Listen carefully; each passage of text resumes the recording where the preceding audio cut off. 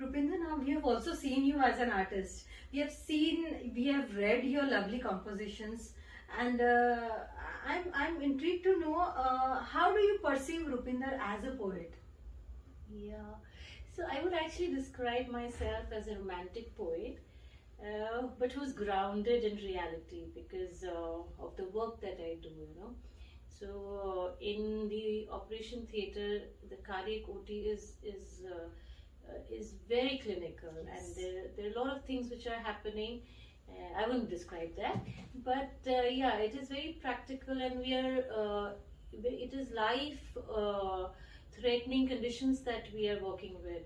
So we are very close, right on the edge of Yeah. life.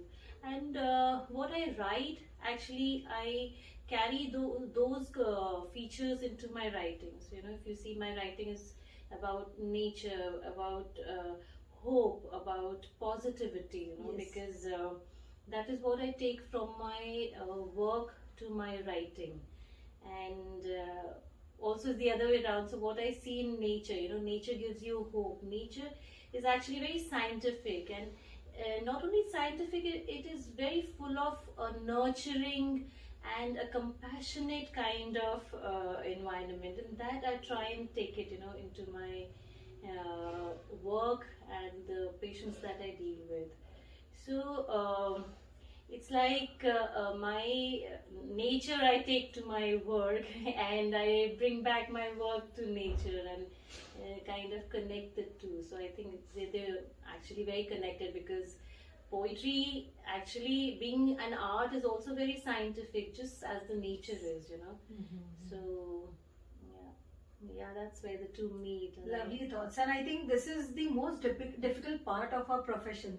That being an artist and being a professional, I think these are two personalities, and some of us, we do think that it's very difficult to give justice to each and every, like, all these personalities. But then you make it seem as one person.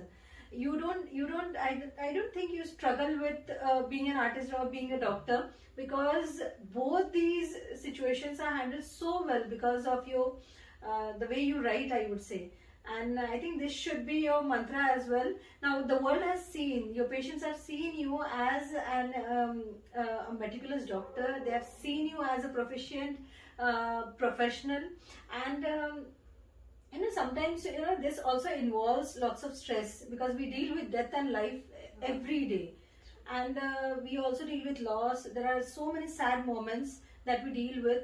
And I think we would like to know what is your secret in handling all these situations with such an ease, with poise, and with confidence, because we have never seen you depressed, I would say. We have always seen you so full of positivity. So please do share your mantra, I would say.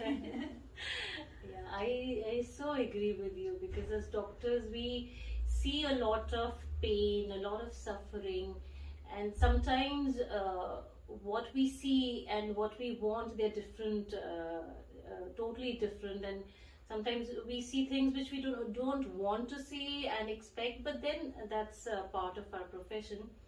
But yeah, I would say it is not what I write, what I take from nature, you know, that compassion, that empathy. Since I take that to my work, I don't get hassled by the emotions that we see in the operation theatre, you know, because nature is very balancing, very balancing.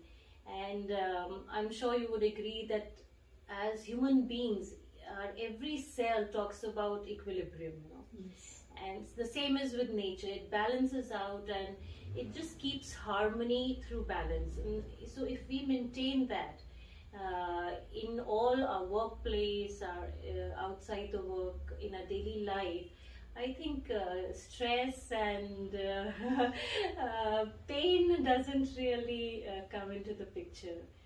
So And how do you start your day? yeah, so I start my day early in the morning with that calm flow of poetry, the rhythm of poetry, you know. So, and if that same rhythm so continues throughout the day, so everything else just fits into that rhythm, and that flow is very peaceful and very harmonious. No, I just loved your point, because we as doctor, we have always seen that prevention is better than cure, and we have been taught to prevent something. And sometimes, some artists, like, they do tell us how to tackle burnout syndrome, how to de-stress your life. But then the way you handle your situation, I think this is how you prevent everything. Yeah. And with this start, I'm sure this would be your meditation. And with this kind of meditation, I don't think anything can go wrong in the whole process. Absolutely. So what is meditation? Meditation is just connecting. A lot of people say connecting with God. And God, I think, is not separate from nature. So if you connect with nature, just sit under a tree and you connect with nature. Just hug a tree, and you are at peace and in a totally different world. So that positivity and that harmony, that sustains you through your day. And so there's no way stress can come and trouble you. Yeah, and I think stress comes out from situations for which you are not prepared enough. And with this, I think you prepare so well for the day that there shouldn't be any kind of stress. And this could be the mantra. I think everyone would like to follow this, get inspired by this kind of a morning ritual. And I think everyone should do this. Now, I would give you a difficult task. I'll be giving you some situations. Right. It would be kind of a rapid fire round. Okay. I'll give you a word, and you instantly, without thinking, you need to give me a word back that is related. Right. So, a vacation or writing a poetry? Writing poetry is vacation for me, so writing poetry. That's lovely.